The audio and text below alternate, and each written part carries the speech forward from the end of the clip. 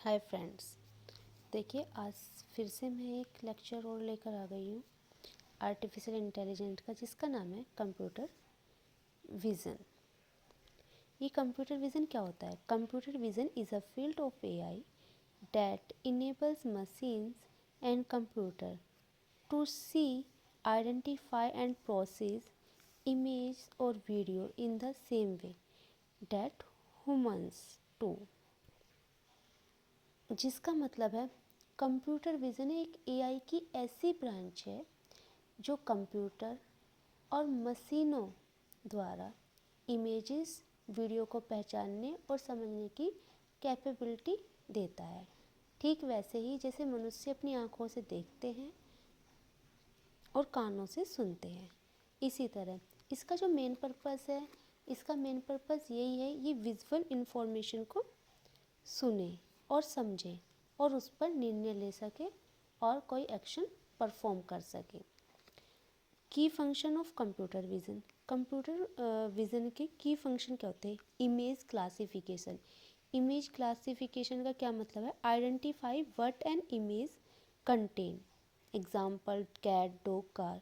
मतलब किसी चित्र में क्या है उसे पहचानना, जैसे कि वो कैट है, डॉग है, कार है, क्या है। अगला आता है object decision.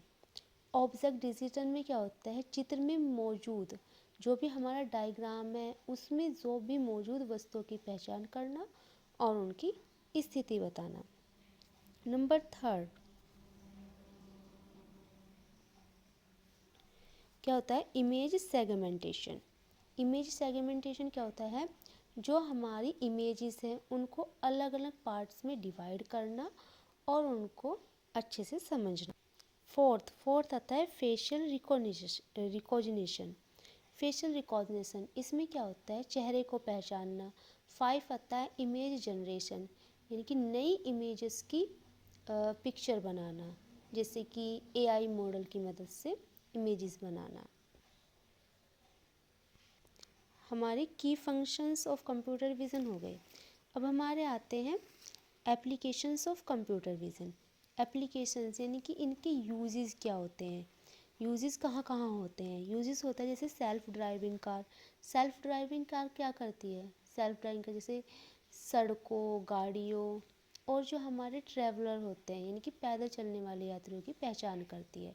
Self driving car हमारे रास्तों की, सड़कों की, यानी कि पाथ पे गाड़ी चल रही है और गाड़ी कब आ रही है, कब जा रही है, मतलब कोई पैदल यात्री जा रहा है, उससे बचना है, क्या करना है, ये सब सेंस कौन करता है? Self driving car.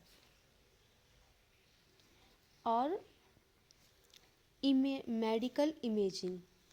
Medical imaging भी तो होती है, जैसे मेडिकल इमेजेस होती है, ये हमारे डिटेक्ट करती है, एक्सरे को करती है और एमआरआई जैसी बीमारियों की भी पहचान करती है।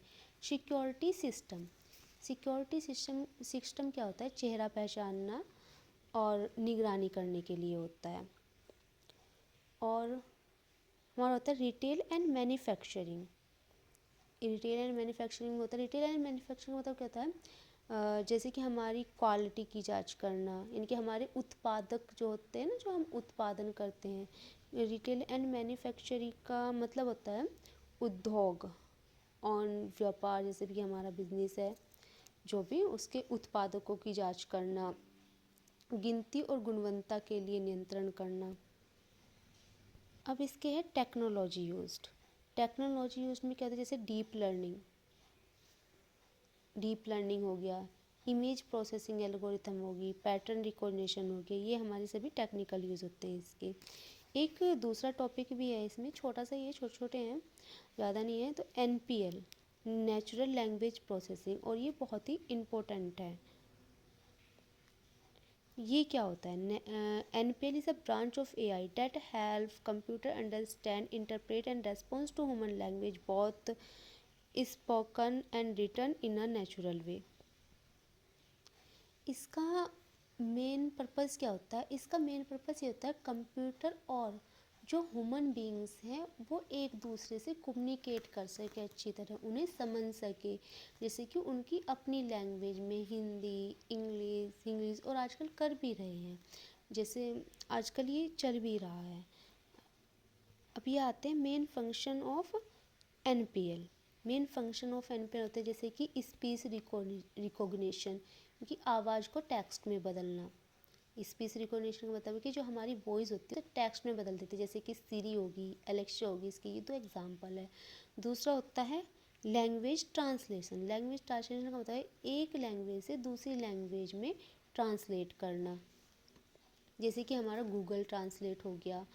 और एक होता है सेंटीमेंट एनालिसिस। सेंटीमेंट एनालिसिस क्या होता है, जिसमें टैक्स में कुछ टैक्स में छिपी हुई कुछ टैक्स में छिपा के भेजना दूसरी टैक्स को, उसे जैसे कि किसी रिव्यू में अच्छा या बुरा अनुभव कराना, यानी कि फील कराना। टेक्स्ट में छिपी हुई फीलिंग्स को रिकॉग्नाइज करना होता है सेंटीमेंट एनालिसिस। और एक होता है chatbot and virtual assistant. Fourth क्या है, chatbot and virtual assistants. Chatbot का मतलब ही क्या होता है, सवालों के आंसर देना, को अपनी इंटेलिजेंस से सवालों के आंसर देना। और एक टेक्स्ट समराइजेशन भी होता है। और हम देखते हैं एनपीएल वर्क कैसे करता है।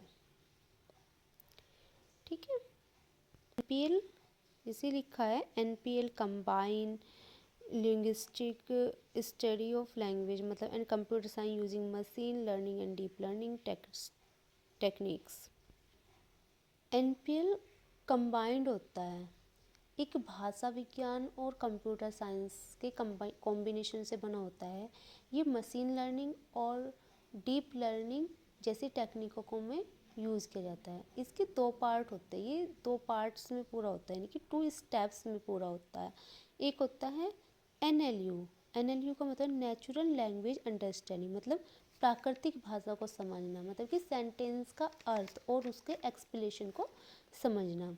एक होता है NLG, मतलब कि नेचुरल लैंग्वेज जनरेशन, मतलब कि जो हमारा करेक्ट आंसर है या करेक्ट टेक्स्ट तैयार करना, करेक्ट आंसर या करेक्ट टेक्स्ट को प्रिपेयर करना। Application of NLP।